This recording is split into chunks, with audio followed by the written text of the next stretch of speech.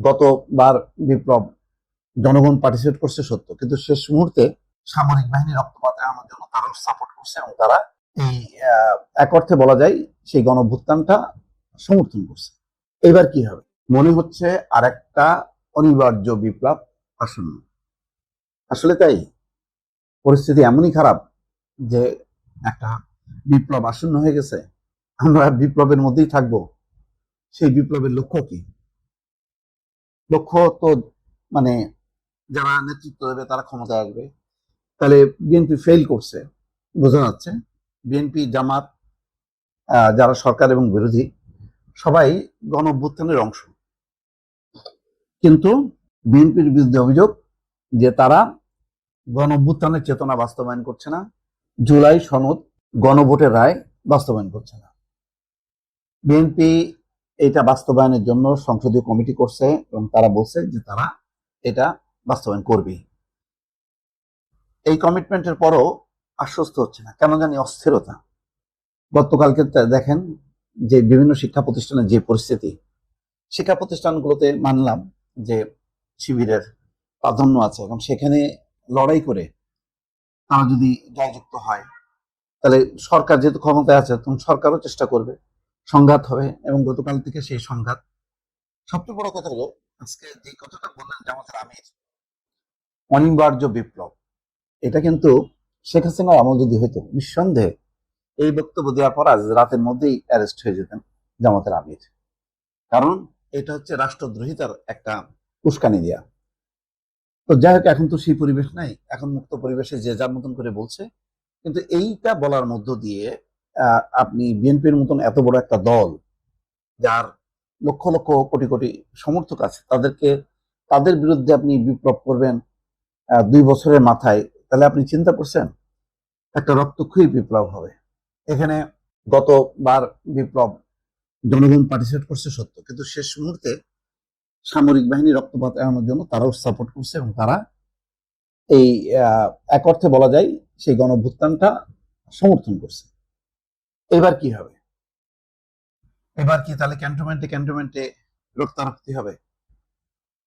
এটা হয় কোনোদিন? একটা বিপ্লব, একটা গণ অভ্যুত্থান, বিপ্লব তো অনেক বিশাল ব্যাপার। গণ অভ্যুত্থানই ধরেন, সেই গণ অভ্যুত্থান কিন্তু চট করে হয় না। সেই 90-এর এরশাদ বিরোধী আন্দোলন গণ অভ্যুত্থানের রূপ নিয়েছিল। 90 সালের পরে কত বছর পর, 90 গেল, 2000, তারপরে 2026, তার মানে 90 প্রায় 20-25 বছর পরে হয়েছে। তো এটা অত সোজা না। মানুষ হয় কি, যেটা প্রতিদিন মানুষ বিপ্লব করে না। মানুষ যখন দেখতে দেখতে দেখতে অসহ্য হয়ে যায়, যখন একদম ভিতরে তার দানা বাঁধে যে হ্যাঁ, যে এই সরকার কাউকে পোছে না, তখন হয়। আজকে দেখেন ডক্টর মোহাম্মদ ইউনূস অতিথির সারিতে, দর্শকের সারিতে ছিলেন জুলাই জাদুঘরে, সেই ওনাকে স্টেজে নিয়ে আসছেন, নিয়ে বসাইছেন। এটাও সম্মান, এটাও উদারতা। হ্যাঁ, মানলাম যে এই জুলাই গণ অভ্যুত্থানের এই অনুষ্ঠানে জামাত, এনসিপি তাদেরকেও দাওয়াত করলে ভালো হতো, এটা সম্মিলিতভাবে হলে ভালো হতো। সেটা হয়নি। আমি মনে করি সেটা একটা দুর্বলতা, বা কেন হয়নি আমি জানি না। তাদেরকে কি দাওয়াত দিছিল তারপরও আসে নাই, নাকি তাদের নির্ধারিত আজকে বায়তুল মোকাররমের দক্ষিণ গেটে তাদের কর্মসূচি ছিল এই জন্য যায়নি, আমি জানি না ঠিক।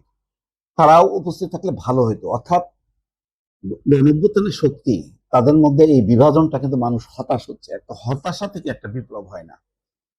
আর জামাত ওইভাবে উজ্জীবিত করতে পারেনি। জামাত ইতিমধ্যে গত 2 বছরে, প্রথম দিকে তাদের সুনাম ছিল, শেষের দিকে বেশ কিছু ঘটনায় তারা কিন্তু প্রশ্নবিদ্ধ হয়েছে। তাদের ধর্মীয় কথাবার্তা, আচার আচরণ, তার অন্তরালে আসলে কি হচ্ছে। এই যে মাদ্রাসা মক্তবে যে শিক্ষকরা জামাতের রাজনীতির সাথে যুক্ত, তাদের দ্বারা শিশু শিক্ষার্থীরা কিভাবে অত্যাচারিত হচ্ছে, এই বিষয়গুলো কিন্তু আস্তে আস্তে আসছে। তো ফলে বিএনপি যেমন, হ্যাঁ, তার উপর মানুষের একটু হতাশা, কারণ এর মধ্যে দ্রব্যমূল্যের ঊর্ধ্বগতি, বিদ্যুৎ, গ্যাসের কারণে একটা মানুষ দুরবস্থার মধ্যে পড়ছে। কিন্তু তার মানে এই না যে জামাতের প্রতি বিশাল জনসমর্থন হয়ে গেছে, এটাও কিন্তু হয়নি।